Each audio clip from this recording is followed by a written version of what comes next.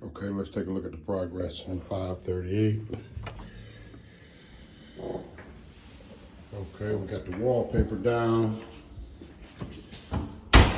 Looks like we tried to skim coat it here, so we got quite a bit of sanding to do there.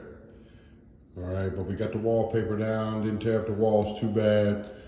Looked like it's a skim coat on there. So let's keep moving for progress.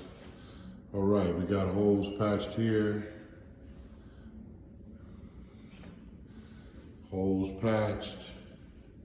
Let's have a look at this wall. All right, we got holes patched here. All right, it's just a matter of sanding. Get these puppies sanded.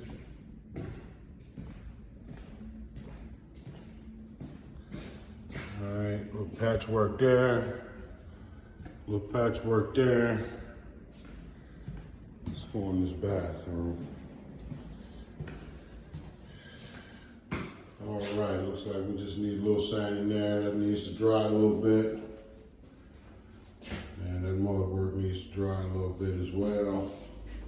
But we almost ready to start sanding. Here's another wall with repairs.